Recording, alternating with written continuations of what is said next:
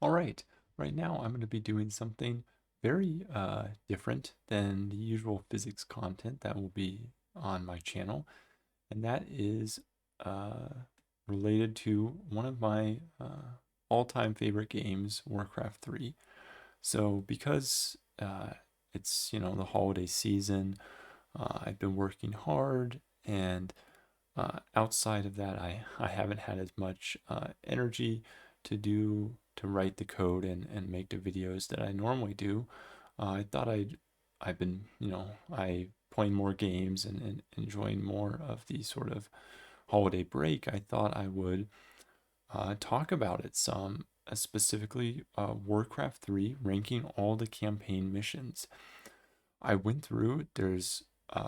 Another there's a YouTuber, I believe they're called Giant Grant Games, and they did a Warcraft 3 campaign deathless run, which was really fun and I really enjoyed watching. So that sort of inspired me to go back and play the series again.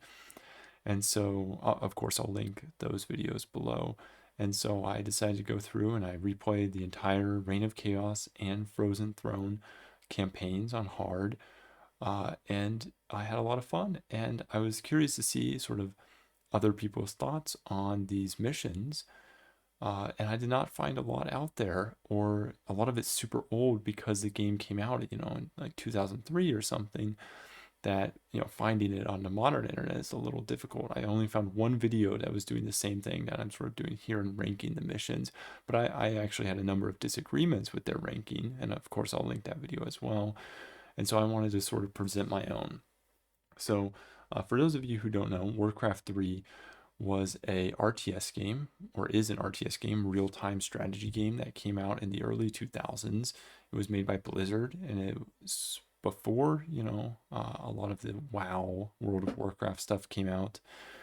And yeah, it was one of the first games I ever played, and it has a great campaign, very iconic, lots of characters before, WoW made them maybe super famous. And it recently got a lot of re-interest from the Warcraft 3 Reforged, which was my best impressions of that is what it was, a kind of a complete disaster and a terrible remake of the game. I did not buy it, and I've never played Reforged. I still have an original copy from way back when that I play on. So the very old Reign of Chaos and Frozen Throne CDs I still have.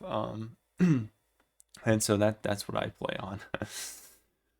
And so yeah, I'm just gonna be going through and basically talking about all the missions and ranking them. And I really like the game, and even if you haven't played the game or haven't played it, in 20 years, hopefully this can be as fun for you as it is for me. So the first thing to note is that this is actually the first time I don't play a lot of Warcraft. I never played PvP at all, as a matter of fact. But I played the campaign multiple times when I was younger. But I always put it on normal difficulty because I was not very good at games, and I'm still not very good at games.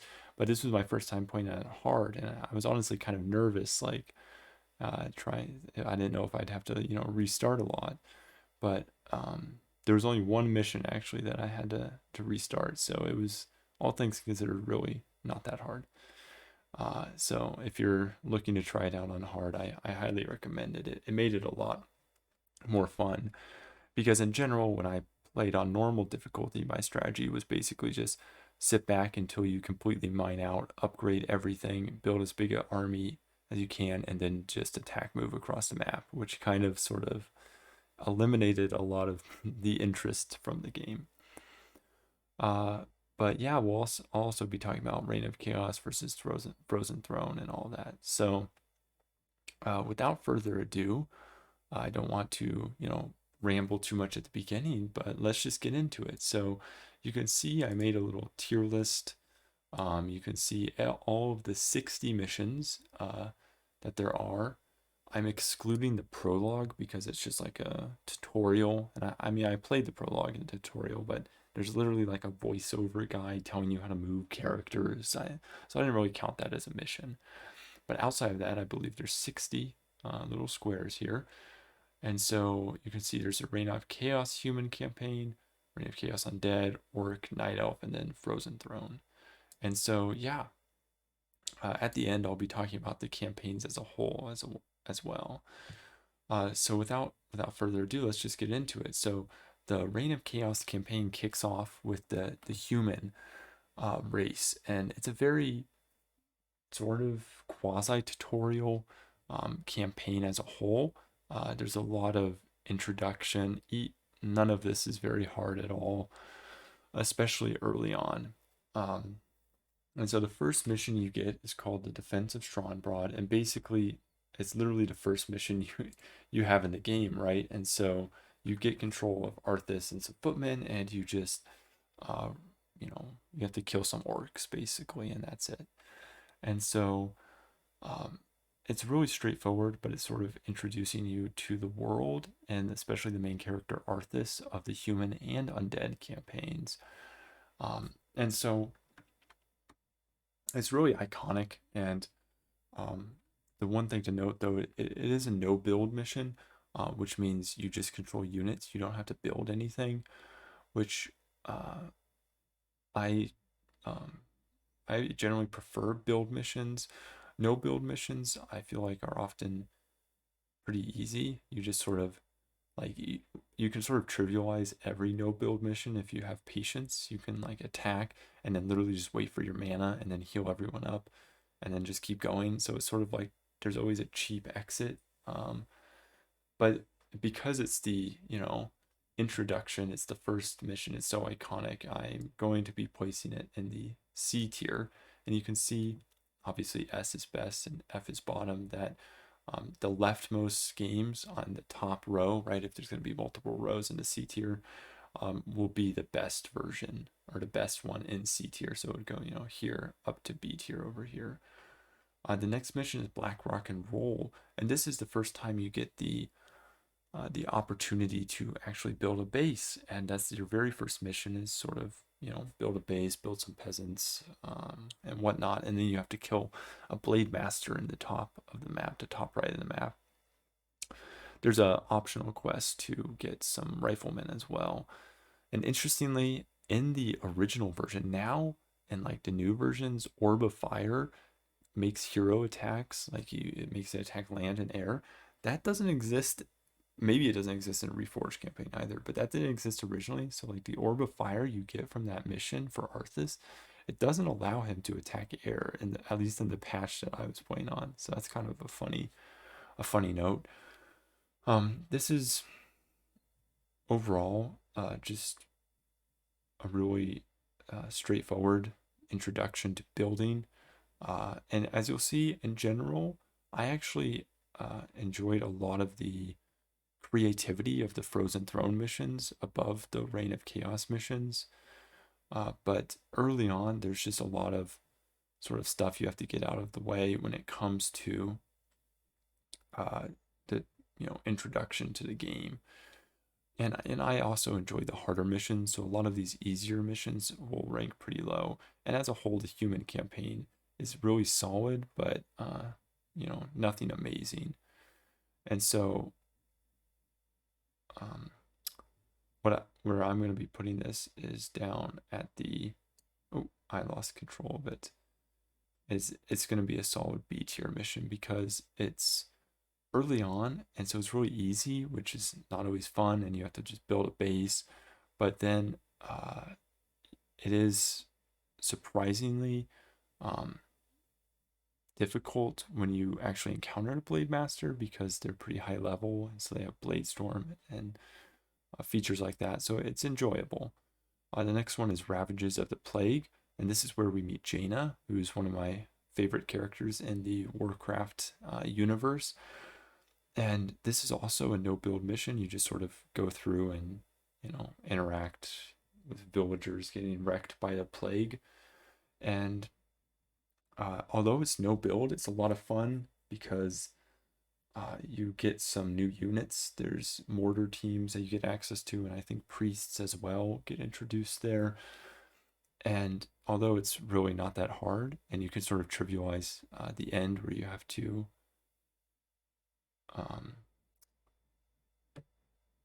just run in and fight this abomination. Basically, it's definitely one of my favorite no build missions because of the sort of the Jaina that gets introduced and the um, map that you go through. It's very winding. I know that's sort of a poor explanation, but I'm going to put it above Defensive Strongbow. Next is the Cult of the Damned, which is that's where Arthas kills Kel'Thuzad, and this is a really fun one. It's always kind of annoying when you have to when you this is sort of a pet peeve of mine, is that when you initialize the mission and you have to build the base from like nothing, like you, if I just have to sit there and like watch the town hall being built, that's not like an enjoyable, like that's not a fun thing for me to do. That's sort of my one gripe with some of these missions is like, I don't like the initial like, oh, clear out this base, which is trivial to do because you only have initial units, and then build a base. Like, just give me the town hall already, and then tell me to build a base. I don't need to sit there for 100 seconds just waiting for it to be built. That's maybe that's just me, but that's one of my annoyances. But because this one is harder, and the ending where you do kill Kel'Thuzad, you meet him in the previous one at the end, but then you actually kill him here, is really it's a really great introduction to one of the key antagonists of the Warcraft series, and so I'm going to be putting it right above the Black Rock and Roll. Next is March of the Scourge. This is one of, I think there was like one mission every campaign that I was like, there's always one that I was like, oh, I'm so afraid it's going to be really hard on hard difficulty, because I remember it being hard initially. And then there's one where I was like, this was easy initially, but then it was like actually the hardest mission. And March of the Scourge was the hardest one for me. I kind of had an urge to go back and replay it, but it was like I could not complete the optional objective. I never got above like 40 supply the entire game. I was constantly like surviving by the skin of my teeth. Um, and it was a really it was surprisingly hard. Maybe if I went back and played it, as I'll talk about later, one of the missions where I actually like stopped playing because it was too hard. But then I just came back and like crushed it. Like maybe if I went back, I could just crush it. But it was like a surprising increase in difficulty. But it's a holdout mission, so you just sit there for 30 minutes and hold out, which is kind of I don't enjoy as much. In fact, I enjoy those even maybe even less than no build missions, or about the same as no build missions, because usually it just comes down to building like a huge amount of static defenses and then repairing them, and that's like it. And so it's very not as interesting. And so because of that, I'm going to be putting it in C tier. Although it was hard, which I did enjoy, it's just one of those times where you're just sitting there for 30 minutes waiting for the mission to complete with like 30,000 just turrets sitting there. The next is the Coin, which is the one that I thought was going to be the hardest. I remember struggling on this a lot when I was younger, but it turns out it was actually not that hard. But the difficulty comes from, you have to have a strike force that Arthas sends out to kill villagers while still defending your base, because they do send abominations and meat wagons, or Mal'Ganis does, which is kind of tricky to deal with, especially the meat wagons can wreck your static defenses. But this is like the famous sort of scene, or one of them in the Warcraft campaign, is where Arthas, says, I'm firing you, Uther. We have to kill the civilians. This is the only way. And I don't know if this is like a point of discussion, but like, it seems like what Arthas did is really bad, but like, was he wrong? Like, everyone just was turning into zombies. I was a little confused why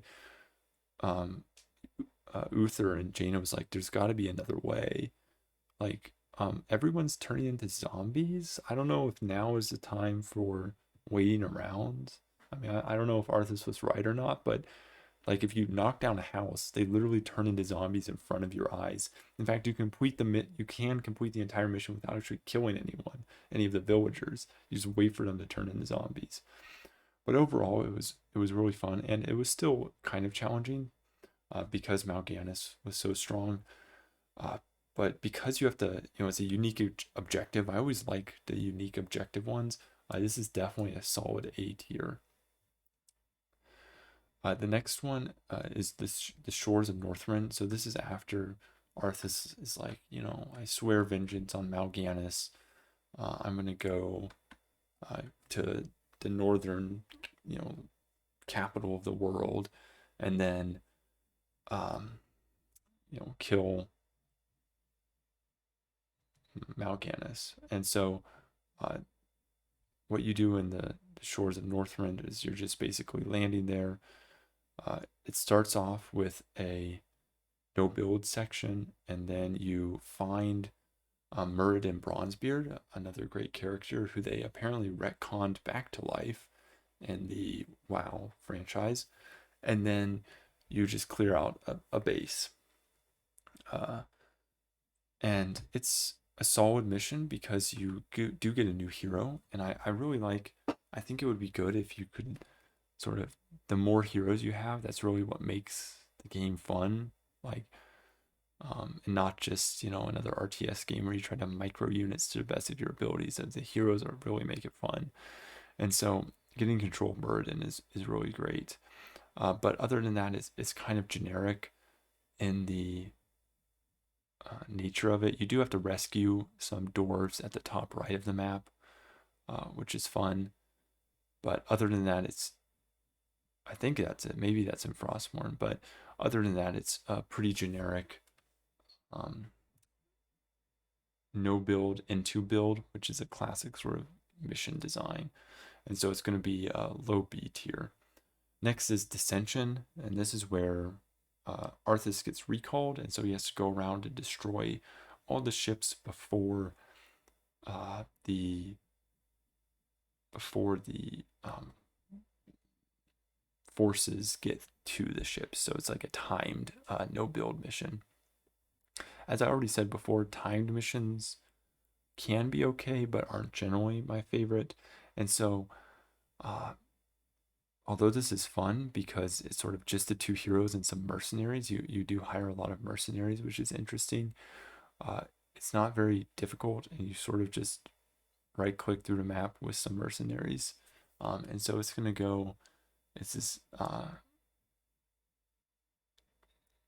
not my favorite in the um, series. This also is going to go low C tier. It also marks the sort of change in Arthas. Arthas was very dedicated to sort of destroying Mal'Ganis, but he still kind of seemed like a good guy up until now.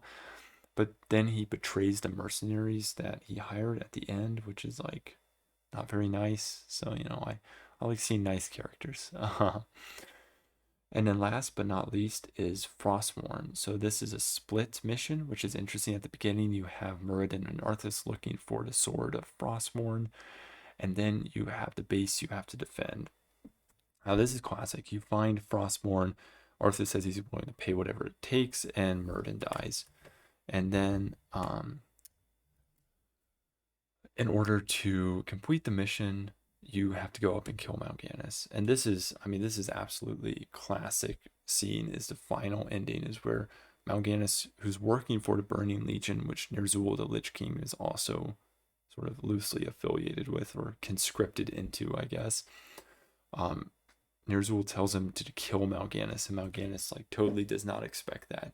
But when it comes to mission design, this was definitely a difficult one. Mal'Ganis' base is really strong, and although there's a lot of gold mines nearby, taking them and maintaining control of them is difficult. Frostmourne does give Arthas a lot of strength, um, but it was a difficult sort of grind through the base. Mal'Ganis has a huge base at the top, and it was a lot of fun, and it's a classic sort of finale mission. And so I'm going to put it um, at uh, S tier because it's got everything. It's got the no build, it's got the heroes, it's got great story moments, lots of macro opportunities, and a huge base. A huge enemy to overcome. Then we see the change, and one of the most, I think one of my favorite sort of cinematics is where Arthas comes back and just like stabs the king, his father, and it's just like, wow. First time I saw that, I was like, oh my god, this is shocking, you know. Next is trudging through the ashes, and so now Arthas has become a Death Knight, and he has to go rescue some acolytes. And this is a no build mission, as many of the first campaign missions are. And it's not, I really am not a huge fan of this one because you're sort of running around. And although you can fight all the enemies, you basically don't need to and you don't want to because they're pretty strong. And Arthas just has a level 1 hero and some ghouls, which is not great. And the acolytes are always like, you have to search everywhere for them. There's always one you miss and you have to go back for, which is such a pain. And so I'm going to be giving this as the first D tier mission. It's not great. It's no build. You don't really fight anything. You're just running around. It's not a lot of fun to me. Next is digging up the dead. Here you have to go through and kill a few paladins in order to get the urn that King Tyrannus, Arthas' father who he murdered, is buried in, so you can go get the body of Kel'Thuzad to resurrect him.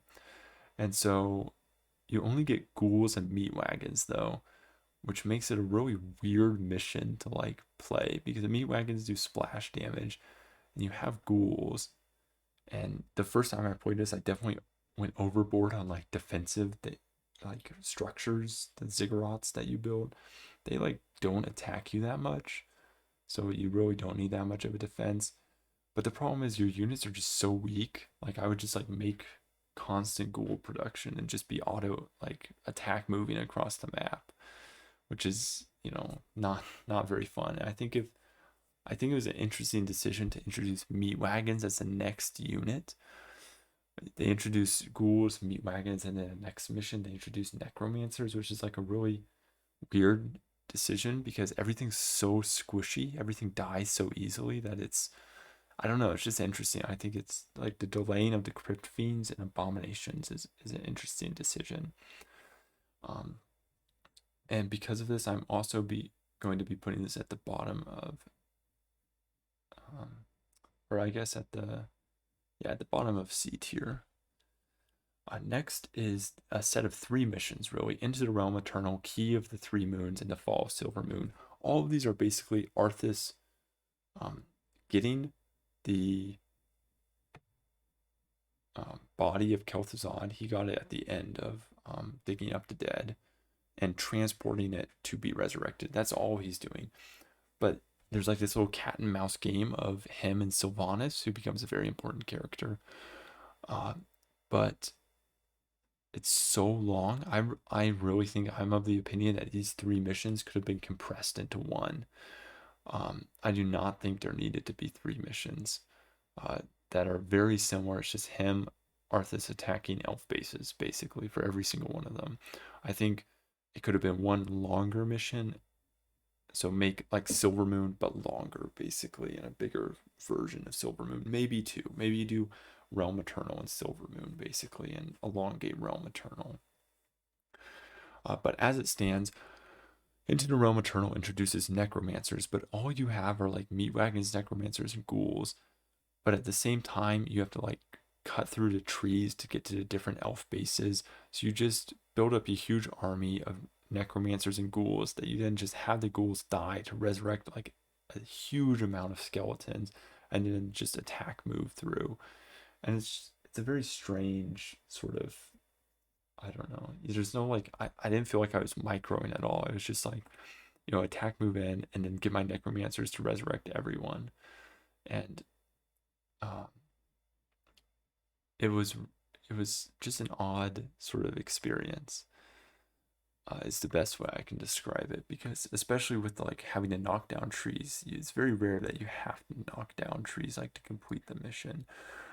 So I'm going to be putting that just above digging up the dead. Key of the 3 Moons is actually sort of one of my least favorite missions in the game. So in this, you have to kill 3 night elf bases, or not night elves, I guess, just normal elves, in order to get the 3 pieces of the key to Silver Moon. And in order to do that, first you start off having to clear a base and then build your own, which is always annoying. It always, as I said, bothers me when you have to do that.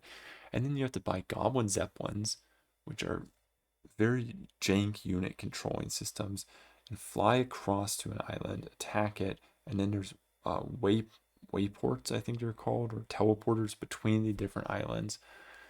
And it's just sort of, it feels really redundant. Like you kill 3 bases. There's also like 2 or 3 bases into the realm eternal.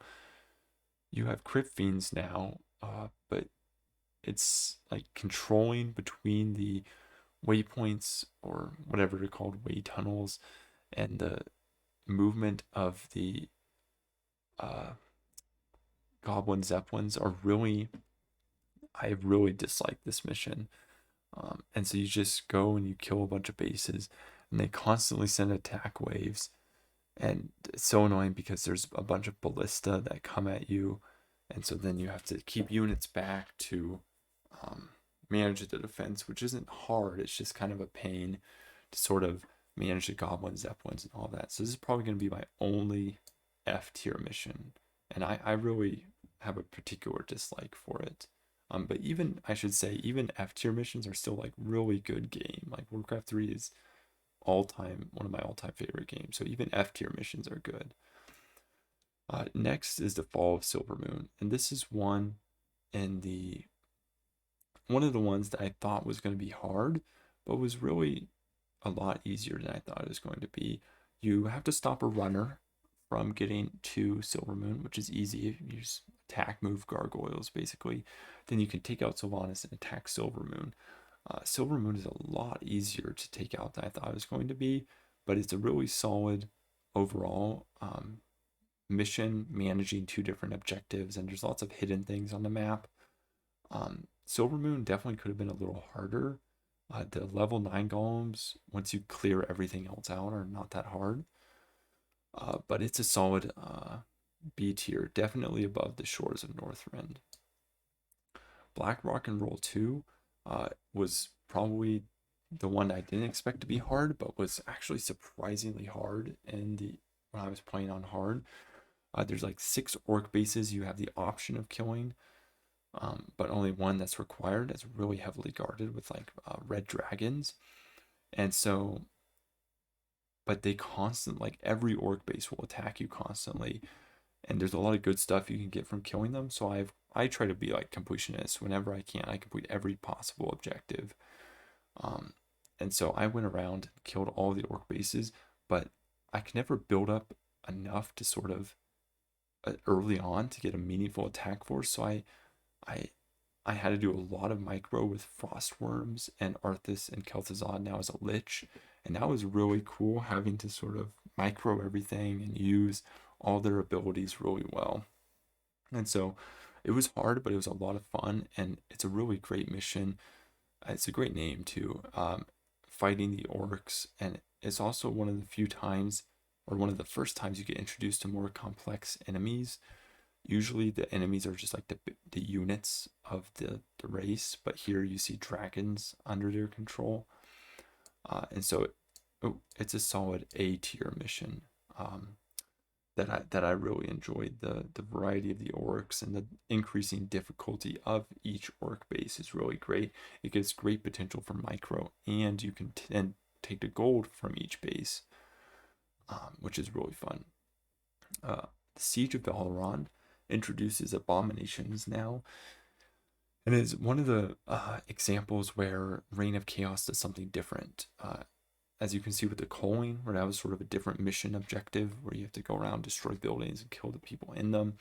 A lot of the Reign of Chaos is very simple. Frozen Throne expanded on the sort of complexity of mission designs, but Reign of Chaos kept it pretty simple for most of them, straightforward, sort of defend this or destroy this base, and that's it.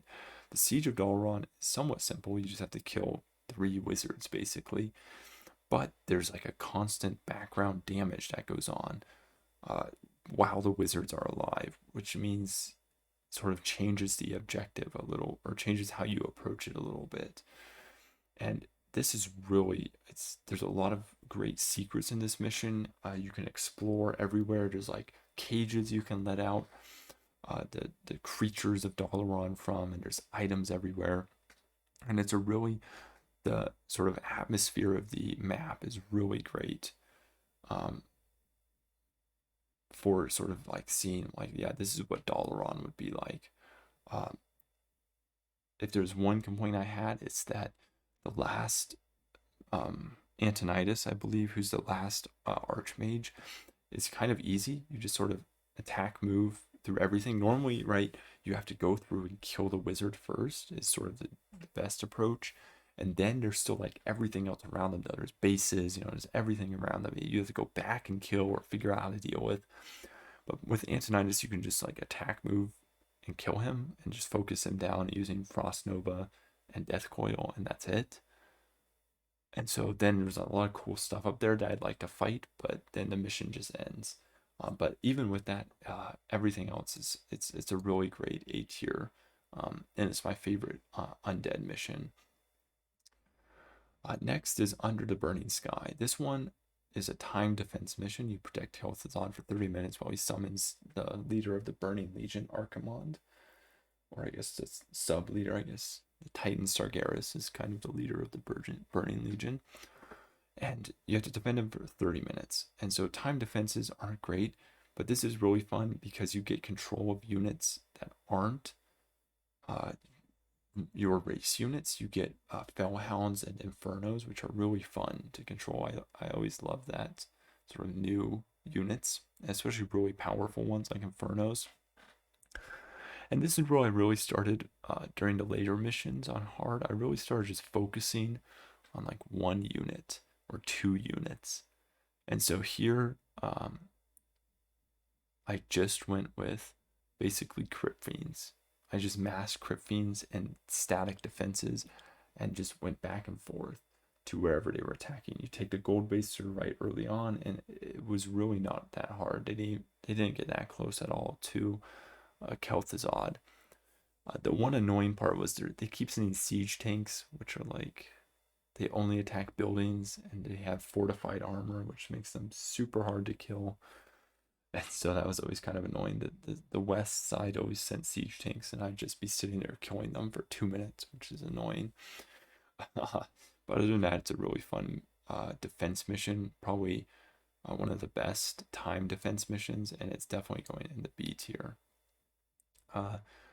Next is the Orc campaign. So now that we've summoned Archimond and he's wrecking, Lordaeron and all the human forces, we're going over to Thrall and his gang as they left that area and go to across the ocean.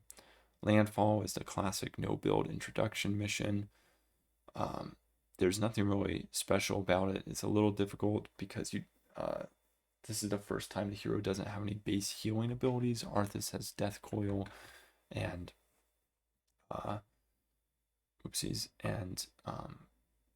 Death Coil and healing spell, whatever the Holy Light, that's what the paladin version is. But they give you a lot of healing words to make up for it. I also just realized that this video is already 33 minutes long, so I'm going to start accelerating this a little because this video is going to be like 2 hours if I don't speed things up a little. And it's just another sort of generic no build intro mission. And so I'm going to be putting it just above Digging Up the Dead. The Long March is an escort mission, and escort missions are never good. And this was surprisingly hard, actually. This was the hardest mission in the Orc campaign. Where I was like, wow, this is like a really difficult one, because I was like exploring everything my first time through, but then I kept losing so many units that I was like, I couldn't defend the Kodos, and it was surprisingly hard. And so then it just became like, okay, just babysit the Kodos and walk with them, which is not very fun. And so I'm gonna give you this in the D tier because you're just escorting these Kodos through like centaurs, which are not, I don't like centaurs as the enemies. Next is Cry of the Warsong. So this is where we meet up with Grom. We don't control him, but we meet up with him and we attack a selection of human bases. This really reminds me of Black Rock and Roll 2, but a much easier version of it, and you get an ally. Right? Allies are sometimes annoying in uh, these missions, as I'll talk about later, but in this case, Grom is quasi useful and fun to play with. And this is actually funny. The first time I was like attacking his units, I was just messing around and killing his units, and he will actually attack you if you kill enough of his units, which is really funny. Um, I haven't tried like eliminating them, but that would be kind of funny to try. And so this is a solid A tier mission, but right towards the bottom because it's a great, not so great macro. You have a fun ally, clear objective, classic stuff. The Spirits of Ashenvale, this is where you have to collect 15,000 lumber. You now control Grom. And although it's a different objective, the lumber is really different.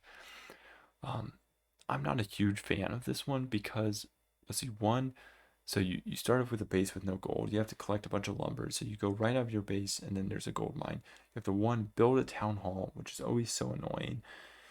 And then, hop around and you can do various things to get the 15,000 lumber. I ended up basically killing everything on the map, as I usually do. I'm sort of a completionist. I try to kill everything.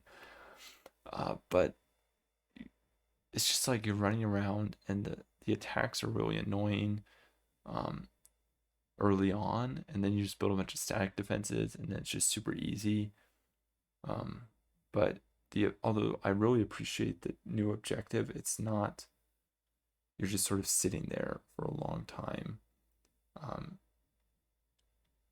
depending on what route you go with. And so I'm not a huge fan of it. And so this will be at the bottom of C tier. Next is the Hunter of Shadows, and this is classic. You early on, Cenarius gets mad and takes out all of your bases. Then you retreat back, have a big defense, and drink the blood of Manaroth to give you demon powers, to give you chaos damage that allow you to attack Cenarius' divine armor type. This was the one I thought would be super hard. I remember it's really difficult, especially the early defense initially, but it wasn't really that bad. You take the second gold base, you get the blood of Cenarius early with Grom and some other units, and then you just max out everything, and then you can just kill Cenarius. You can also stun lock him with the warlocks, but it's really fun. It's really fun to get a new sort of variety of unit. Grom also gets pretty strong here, and it's a lot of orc lore as well with Manaroth and their relationship to the Burning Legion. So I'm going to be putting this in the A tier. Next is Where Wyverns Dare. This is Thrall has to get to the Oracle. You have to eliminate the humans in your way, basically. And you can get Wyverns to help you attack it, or else you have to use Goblin Zeppelins. It's a classic building mission. You also get control of Cairn, maybe for the first time. And it's pretty fun. It's a solid B tier. I'm going to be putting it, let's see, Cult of the Damned, Black Rock and Roll. Yeah, it'll go right above Black Rock and Roll. Also, I didn't even notice Black Rock and Roll 2 is also like the second. I literally just put that together. That's hilarious. Number 7 is the Oracle, and this is a no build mission where you go through with Thrall on one half of the map and Cairn on the other half, and you go through to get to the Oracle, and it's really great as far as no build missions go, because it's pretty hard, and you have like different objectives, and there's lots of secrets to find. There's a little eating machine, eating hippo or something in the bottom thunder lizard that will eat itself to death, which is really funny. So definitely one of my favorite no build missions. It's a solid B tier. Also at the end, I love seeing like the races team up, overcoming old hatreds, and Jaina and Thrall teaming up. By Demons Be Driven is actually what I thought was going to be hard, and was pretty hard. It's actually trivializable. You can literally run Thrall in, capture Grom in the Soulstone, and run out and complete the mission in like 1 minute. But you need the Necklace of Spell immunity to do that, so the Doom Guards don't cast Cripple. This one, my traditional approach of maxing everything, taking every gold base and eliminating everyone was really hard, or really slow, I should say, because infernals constantly spawn from the sky at random. And so you like even if you take everything, you're still under attack. It took me an hour and 50 minutes to play this mission. um and it was fun though. Like I took everything out, but it was like a slog because I'm killing every base. Their units are literally just better version of Orc because they have chaos damage and Infernos are constantly spawning. But so it was really fun because it was just an epic battle as you fight through everything. The only not fun part was that Jaina like sucks as an ally. Her base is so weak, and I had to build a bunch of defensive structures after a little bit in her base so she wouldn't just get wrecked, even though she's sitting on a ton of gold. So that was kind of annoying. Like that's where I was saying Grom is a useful ally, and Cry of the War Song. But Jaina is not useful. She occasionally sends out super weak attack waves, but other than that, does like nothing, and it's sort of a liability. But other than that, it's definitely a solid A tier mission, and I always enjoy fighting demon enemies as well. So there's more enemy variety. Now we're on to the Night Elf campaign, and I really got to speed things up because we're now at 42 minutes, and I haven't even finished the first game yet. Uh, Enemies at the Gate is actually not a no build mission. You get control of the uh, Night Elf race, and you only have archers. You can also complete an optional furlog, something animal quest and get some melee units. I saw some discussion when I was like looking for other people's opinions on missions online, and people said this one was really hard.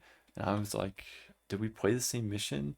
You can just sit back and then just press, I don't know what the hotkey is, but spam archers, and then I just attack move across the map, and like it doesn't even matter. Like you can just lose archers. Like who cares? Just spam, spam them. You have unlimited, and there's like 3 gold bases you can just take.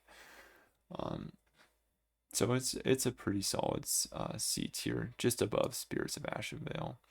Next is Daughters of the Moon, which is a no build mission. And this one's fun. You have to sort of, at the beginning, avoid Doom Guards. You use the Shadow Meld ability on and off, which is really cool. And you, then at the second part, it's still no build, but then you control more units that you then Shadow Meld with. You fight through some humans, and then you get to the Night Elf base. It's a really solid no build mission, and it really makes use of the uniqueness of the Night Elves and their Shadow Meld ability.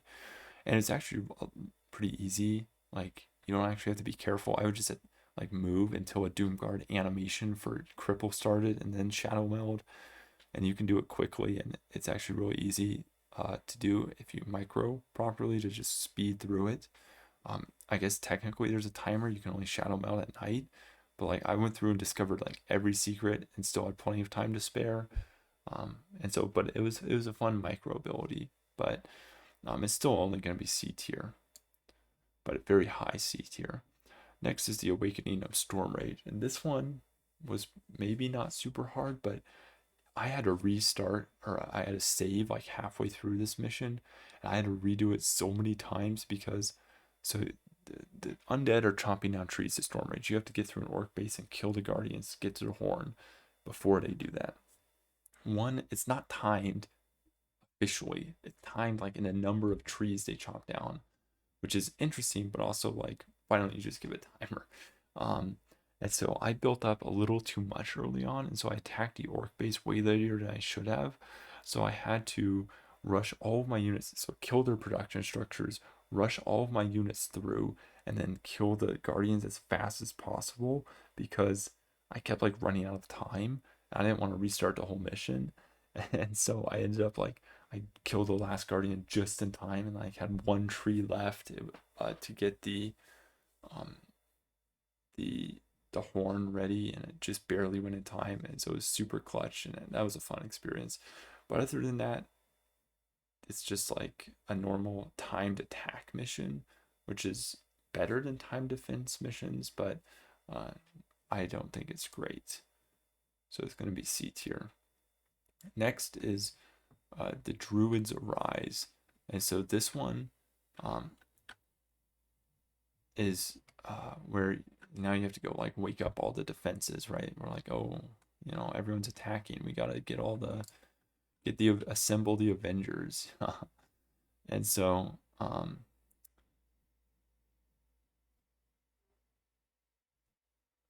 this one makes use of the ability for the Night Elf buildings to uproot and walk, and it's an interesting usage of it. You have to walk your buildings from one gold base to the next while the humans and the undead are fighting each other, which is cool. And then there's a haunted forest you fight through with things that possess your units, which is really annoying. And then there's a final attack on a satyr base. It's interesting. The background conflict is really cool that you don't have to like deal with. They don't attack you really at all. And you're just sort of like walking through and fighting through to a different objective, which is interesting. Satyrs are an interesting enemy. I like the diversity of enemy types. And it wasn't super easy, but it wasn't that hard either. But it's going to be the bottom of the B tier. Next is Brothers in Blood, which is no build mission. You go in, you have to wake some people up, and then you split off. Tyrande Whisperwind goes to wake up Illidan or free him from the prison, and then Furion Stormrage goes and wakes up the Druids of the Claw. His part is pretty easy. You just avoid like the Druids of the Claw who went insane. And then her part is Tyrande's part is a little harder. It does seem, as we see in the Sentinels campaign in Frozen Throne, it does seem like she could have just talked to people. She straight up just kills all the Night Elf guards and like does a prison break. Seems like you could say like, oh, I'm in charge of the Night Elves. Can we free him or something? Like I don't know if you need to kill everyone. But anyway, it introduces Illidan, who's, iconic. Maybe Arthas and Illidan are the two most iconic people in Warcraft. And frees him from prison. And he's kind of a simp for Tyrande and really bad at communicating, as I'll talk about later.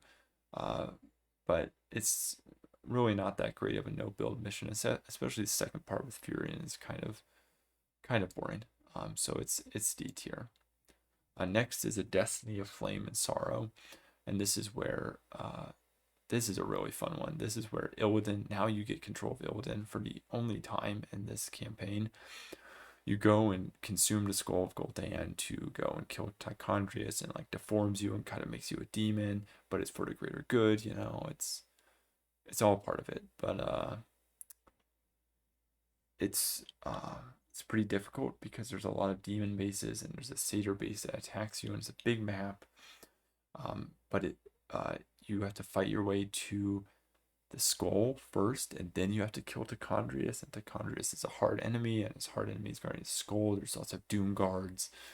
But it's really fun because Illidan's a great character to control, and you have a lot of the Night Elf units, and there's lots to explore, and so it's definitely right up there at the A tier. And now we've come to the end. Somehow it's been an entire 50 minutes and we only got through Reign of Chaos, so I'm gonna go faster for the next game. But Twilight of the Gods, you have to survive for 45 minutes and prevent Archimonde from reaching the steps of the World Tree. And the first time I played this, it was like super easy. They barely got through Jaina's base in the 45 minutes. So you have two allies, you have Jaina and Thrall, and they're both suck though. Like they hardly build any units. Thrall is kind of useful because he's kind of strong, and work units are just better. Jaina's like super useless. She builds like 4 units, and she doesn't have that many useful spells.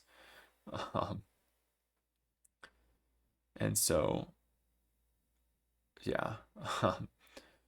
But the mission is really fun because there's tons of cool heroes they send at you and interesting demon units. The heroes are really cool, and they have a lot of interesting abilities, which is one of my favorite parts, as I've said before.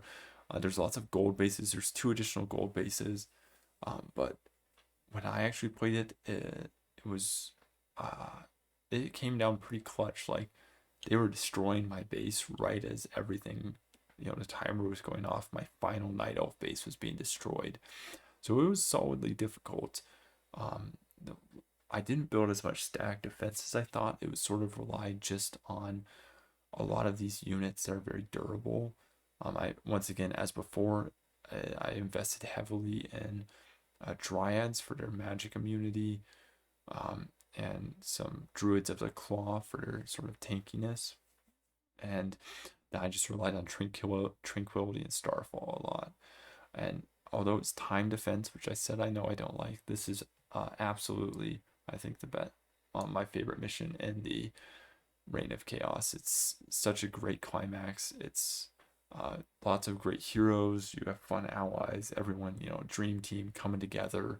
It's difficult. There's not a lot on the map, but there's lots of cheese potential as well, and it's really fun. It's a great conclusion to the campaign. So now I'll just talk a little bit about the campaign as a whole, the campaigns as a whole, and a brief interlude before we get into the Frozen Throne. So overall, I think you can sort of see how the rankings play out and what my favorites are, if you sort of take the average of every mission. But I think overall, Reign of Chaos has a lot more straightforward of a mission design. There's a few exceptions, but most everything is, time defense, no build, or build a base and attack, which is really solid. I mean, it's a great game, but Frozen Throne has a ton of creativity that it does when it comes to more advanced mission ideas. So Frozen Throne starts off, it reverses it and starts off with Night Elves, and you get a new hero, Maev, who's a warden, and she's really fun. Unfortunately, she has a blink ability, which makes her super mobile, which is kind of a pain because every mission has a billion secrets that I'm never going to find because you can blink everywhere like 1,000 times. But I am not a huge fan of the Night Elf Sentinels campaign in Frozen Throne. The Naga are so annoying. Right, the Naga are so strong compared to your units. Night Elf units are always kind of squishy, but the Naga units are just insanely strong, especially the Naga. I'm forgetting what they're called, the big green ones. They can summon like level 5 frost elementals, not frost, water elementals. They have Frostbolt, which does a 5-second stun. They do chaos damage. They have like 2,000 health. They're basically better than like most level 10 heroes. And so it's really brutal. Brutal experience. Rise of the Naga, though, is of course a no build mission introducing you to the enemy Naga and Maev. It's pretty straightforward, but because the Naga are so annoying, it's going to be in the D tier. Next is the Broken Isles, which introduces ship combat, which is new to the Frozen Throne. It's not in Reign of Chaos, and this one is like very annoying because ships are like Goblin Zeppelins but worse, and their ability to control them, and so you have to like build your units and then go and load them all into a ship and attack Illidan's Naga base in the top right, which is not great because their units are so strong. You're constantly under attack from their air unit, the Quaddle, which does insane damage. And your units are just really weak, and the ship combat is not great. So yeah, it's not really, I'm just not a fan of this sort of like design where the units are just like, it's not that there's a lot of them, it's just that like everything is so tanky. It's insane. Uh, and the other thing I'll note as I put this into D tier is that there's a huge spike in difficulty in Frozen Throne. Reign of Chaos is all pretty easy. Like nothing was really that hard in Reign of Chaos. Frozen Throne is like, wow, like straight away. I was like, oh my gosh, this is a harder. The second mission is harder than every other mission in Reign of Chaos. Third is the Tomb of Sargeras, which is a no build mission that you go through and through the Tomb of Sargeras. It has one of the best items in the game, the Shadow Orb you can build, but you're like, this is the thing with Blink. I'm never able to find it by myself. I have to go watch a video on where all the orb components are. Uh-huh. And so, I mean, it's okay. There's some difficulty there. In the enemies, there's some pretty strong demon-based enemies, and there's some hydras and stuff like that, which is cool. And the final fight was really difficult. I kind of had to cheese it by walking my head in, blade, doing it like fan of blades and then blinking out. But um, still, you know, just your average sort of no build mission. So it's going to be going in right below Dissension. Next we have Wrath of the Betrayer, and this is the mission that actually made me stop for the first time. I like lost multiple times on this mission, and I was like, oh my god, this is so hard. And I took, I stopped. I was like, I'm not doing this anymore. But then I went back and I crushed through it. So this is an interesting one where you have a base you're defending and also units you have to attack with, sort of like Frostmourne. But that's the whole mission, as you don't recombine ever. And the thing I did it the first time was I just took too long with the units I was controlling, and so the attacks on your main base just get so strong. I was just getting overwhelmed. But that wasn't the real problem. The real problem was I kept losing my units on the left side of the screen, basically the ones that are not connected to the base, which was kind of a pain. And so then when I restarted, I basically moved all of my defensive structures and unified them. One part on my main base just made a giant wall of the Ancients of Defense, whatever they're called, and then sped through the other section, targeting fire with the ballista on the defensive structures, and it was super easy. I finished it in like 10 minutes. So as an example of where it's super hard at first, but then I was just like, okay, let me actually, turn my brain on, and it was not that hard. But although the mission design was really cool, the Naga enemies are so annoying, and their defensive structures are so annoying that it's still going to be in the C tier, but ahead of March of the Scourge. Next is a really fun one called Balancing the Scales. This is where, Maiev sent a request to Furion to get help, and Furion and Tyrande show up, to save the day. And they're both level 10, and they're super strong. So at the beginning, you have a no build, you have Maiev defending, you have to get them to Maiev. There's tons of stuff to discover on the way. There's a bunch of Night Elf units you can pick up on the way. So you go over there, you clear out a huge base with no build, you just rely on like Starfall and Tranquility, and then you build up, and it's super reliant on hero abilities, which is really fun. And then you have to go attack Illidan's super strong base and the Naga Sea Witch, Lady Vash's base. They're right connected, and it was difficult. Even like I ran out of gold, and I was just cutting through their bases. Illidan is super strong. But thanks to the power of heroes, it's definitely possible. So this is a solid A tier mission and one of my favorite of the new Night Elf campaign. So next is Shards of the Alliance, and this is another escort mission where now you have Tyrande and Maiev escorting Kael'thas. Kael'thas is super weak, but not as weak as Cairn and his Kodos.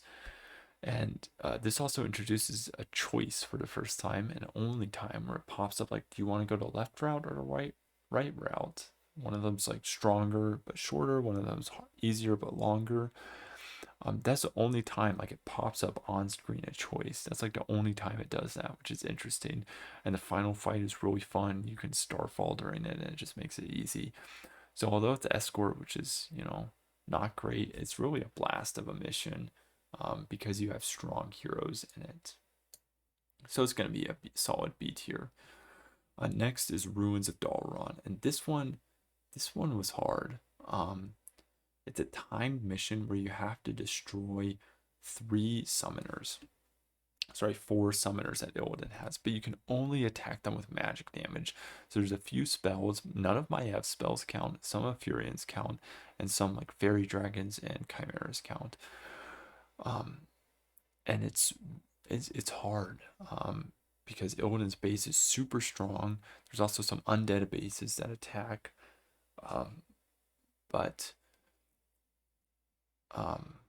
you just have to kill the summoners so you can rush it, and that's basically my strategy. You have an ally Kael'thas, but once again, the unfortunate thing is that he kind of sucks. He's like level 2. He's not very useful. His base is constantly under attack from the undead. And basically, my strategy was to run up, grab the paladin into the top right, and then just build an army and run straight over it, clear out the buildings in front of Illidan's base, clear out some of Illidan's base, wait for him to attack you, kill Illidan, and then run in and use the grasp thing from Malfurion to, is that his name? Furion Stormrage, Malfurion Stormrage, something like that. To just attack the Naga summoners. And this is where I think it could be a lot better if it was like, there's so much stuff on the map. I want to, attack there's multiple undead bases I want to attack. There's a bunch of things you can explore, but I just didn't feel like I had enough time to explore all of that. But it was definitely the hardest mission, I think, or second hardest maybe, in the Night Elf campaign of TFT, the Frozen Throne. And for that, it's going to be a solid B tier.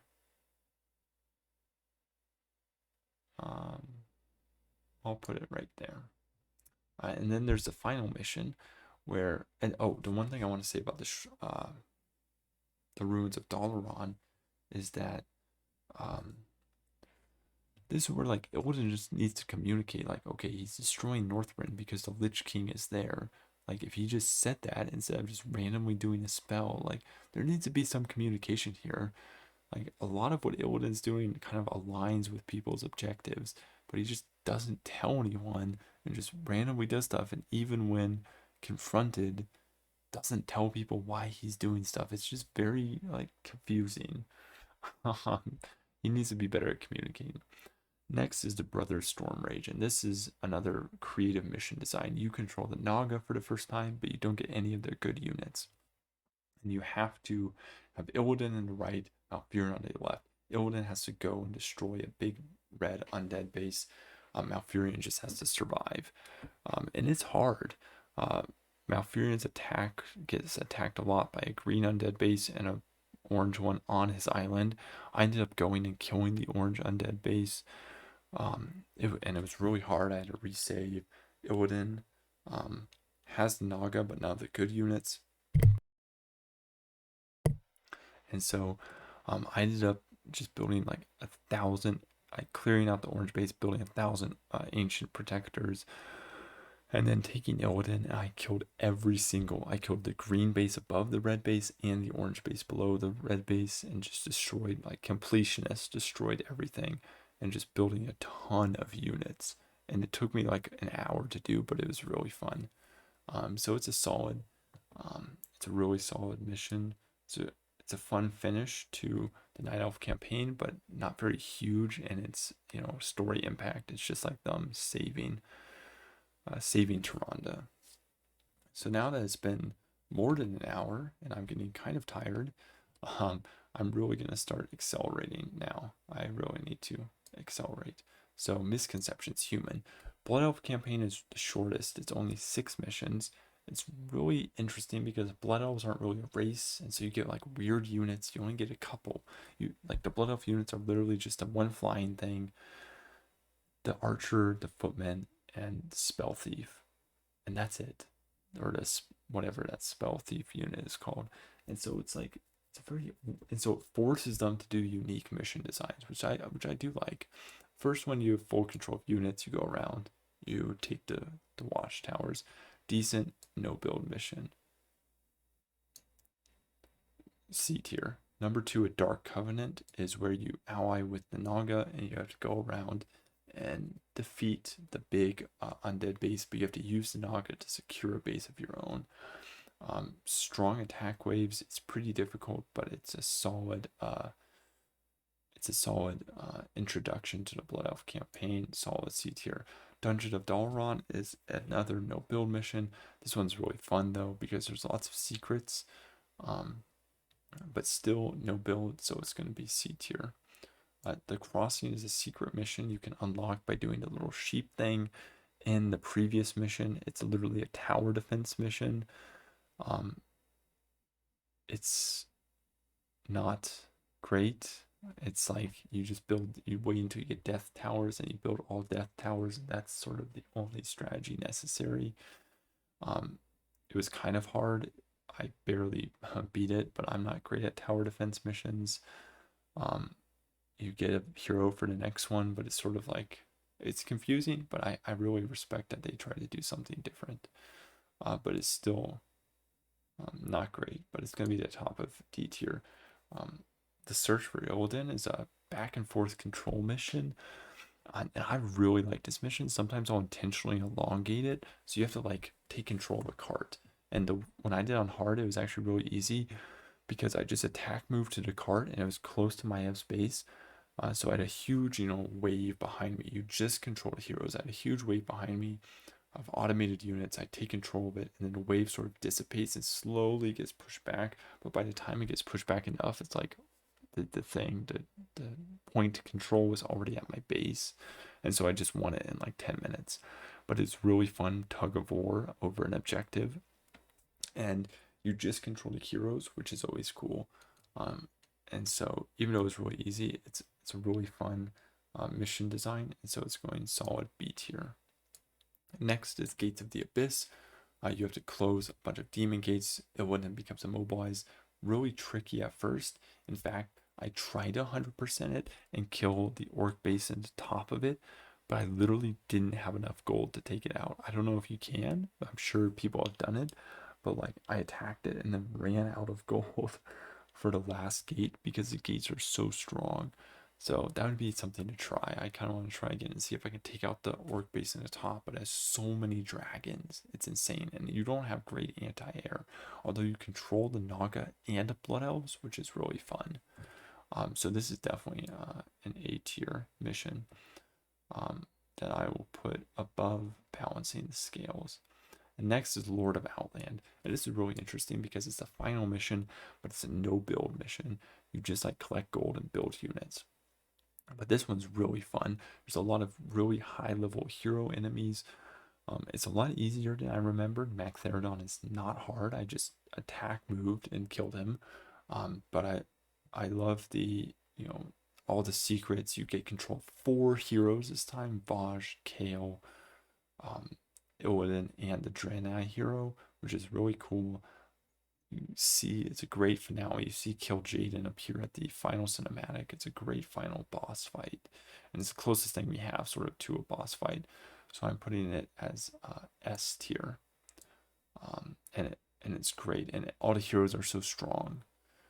So next we have King Arthas, and this one was actually maybe the hardest mission in the entire all of my experience.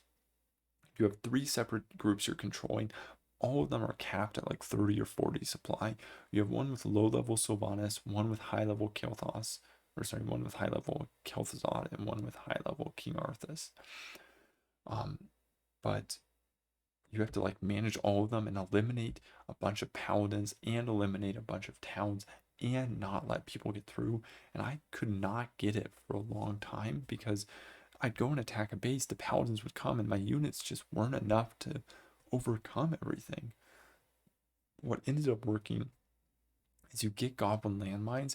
I ran Arthas into the center, goblin landmined the three altars where the paladins respawn, and then eventually just killed the paladins, used Sylvanas to get a ton of high level of those like knights that do chaos damage, and then just swept through with her and Arthas. Um, so it's kind of cheesing, but I really tried to beat it without cheesing, but I'm just not good enough. So I ran Arthas in. I mean, they give you goblin landmines. So it's really interesting design, and it's really hard. Definitely the hardest mission, I think, in the game. Um, but because it sort of doesn't allow for a lot of flexibility, I feel like you sort of have to sit there, possess things, attack bases, use, the heroes a lot to just spam like Kel'Thuzad. I just spam death and decay on all of them. It feels too much like cheese is encouraged. So for that, it's only going to be C tier above Wrath of the Betrayer. Next, we have the Fight from Lordaeron, a no build. And this undead campaign is really interesting in the Frozen Throne because Arthas decreases in level over the whole thing up to the final mission. This is a pretty standard no build. You just go through collecting undead units. Early on, there's a few challenges, but overall, nothing super special about this no build, so it's a solid C tier. The Dark Lady is when Arthas has lost control of his army because the Lich King is weakening due to Illidan's spell. You have to possess. You relies heavily on Banshee's possession, which is really cool. It's also hard. Even though I possessed all of the ogres early, they all died pretty quickly. It wasn't until I possessed the humans and the bandits. The bandits were really strong. You possess the bandits, you can steamroll through Varamothras' base or whatever his name is, which all the Dreadlords sound the same. So it's really cool because it's like a different, you possess people and you get control of everything, which is really fun. So it's going to be a solid B tier. Next is Return to Northrend. This has ships, which I don't think are great. You go up there, you have to also destroy a base and set up a base, which is kind of annoying. But it's fun because you get to kill Syndragosa and you get a super strong enemy, but then you just clear through all the bases pretty easily. There's a Naga base and a Blood Elf base. Theoretically, I'm pretty sure you could just kill Syndragosa, resurrect them, and then just like sweep through the final place and get Arthas to the end. And you could probably like cheese it or speed run it really quickly. So it's a okay C tier mission. Dreadlord's Fall is, I think Dreadlord's Fall and New Power in Lordaeron also could have sort of been combined into one mission. But that being said, I do really love both of them. Dreadlord's Fall is really interesting because there's two bases. You have Lord Garithos and you have a Dreadlord you have to kill. And you eliminate both of them, but you have a timed part at the beginning where you can attack one of them and they like everyone's asleep. And so I always choose to get the humans out of the way, and it's pretty easy. It took a few tries, but you can eliminate all of their units and their production structures, and so they're completely useless. And so you can completely cripple them, basically, which is a really cool design. The other base sends some strong attacks, but you can build up an army. Again, focusing on possession as well is very helpful. And it's really cool design to have that silent or the sleeping part at the beginning. So for that, it's going to be a solid B tier. New Power in Lordaeron is a really fun one where it's sort of the same. You kill some Dreadlords, but this one you have a lot more flexibility because you control both the undead Sylvanas force, or the Forsaken, I should say, and Garithos humans. So you literally play as, just like in the Blood Elf campaign, as you played as human and Naga, and in Night Elf you played as Naga and Night Elf. There's a huge, flexibility in the Frozen Throne. You play as, like, you literally just control two bases, so it's, in some sense, it's twice as hard. But it's also hard because with Sylvanas, I just directly like expanded and killed the two bases right below her pretty easily. But then with Gyarados attacking west and killing that green base was really hard. And in fact, I couldn't do it until I cleared out Sylvanas' bases and then sent flying units over to help out. Um, so that part was really difficult, which was really fun.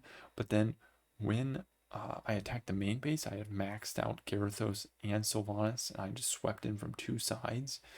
Uh, which made it really easy. All of his units just attacked Gyarados' like siege engines, which just tanked all the damage. And so Sylvanas just swept across everything. So it wasn't super hard. I didn't even like remember to fight with the Dreadlord.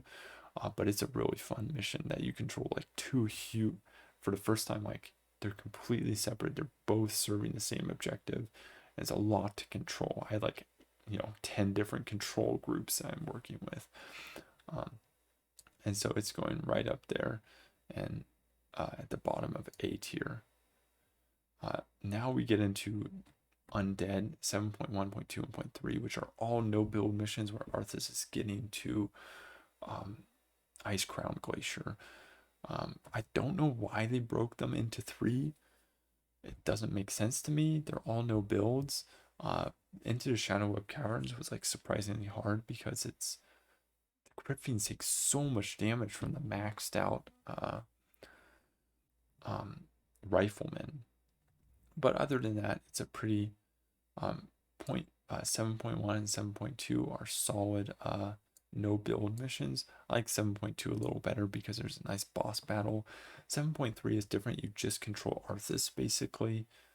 And that's it. And the Ascent to the Upper Kingdom. And then at the end you reunite with what's his name? Anubarak. And so it's cool. There's a timed mission at the beginning with Arthas, but I don't think it's as good as the other ones. And so it's going to be right below the Tomb of Sargeras.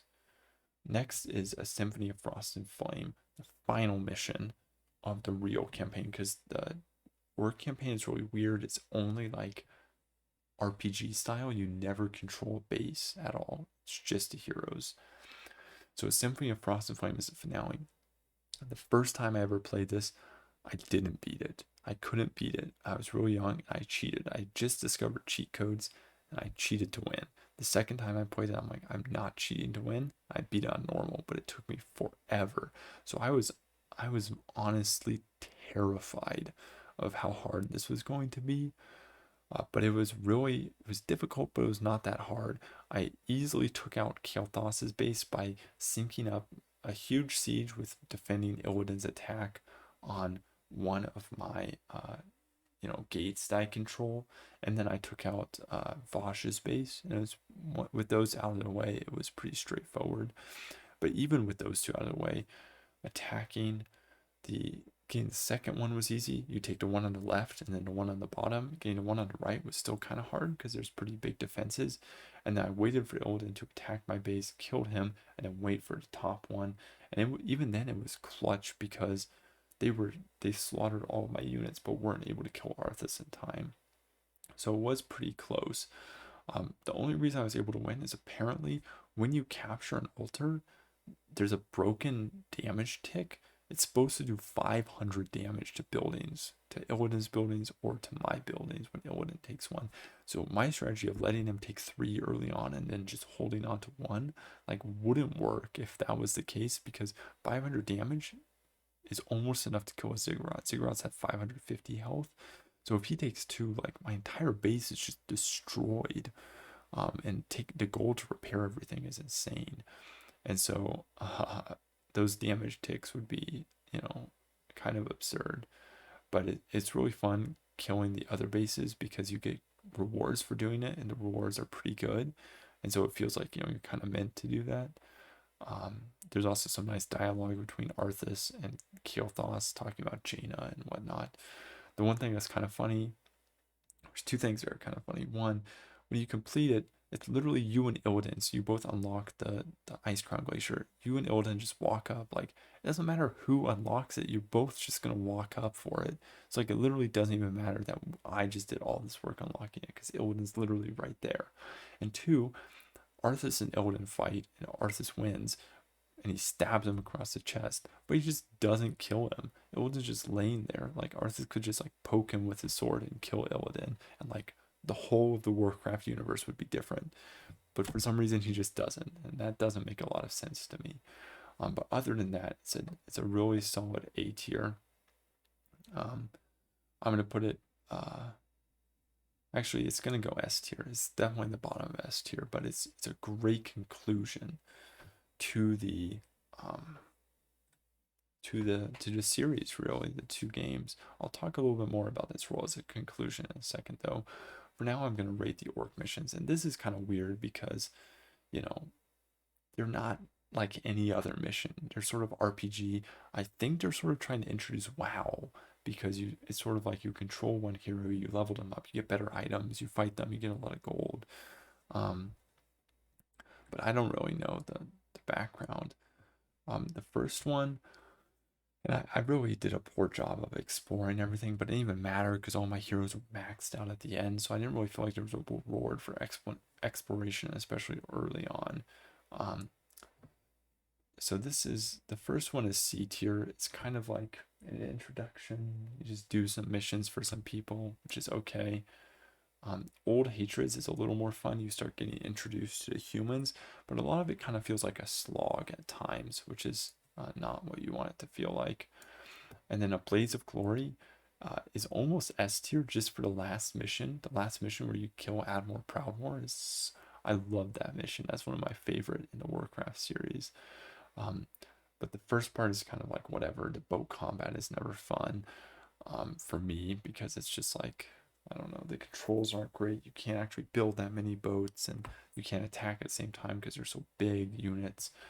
Um, but even with that, it's still at the bottom of A tier, um, just because of that great mission, the finale mission.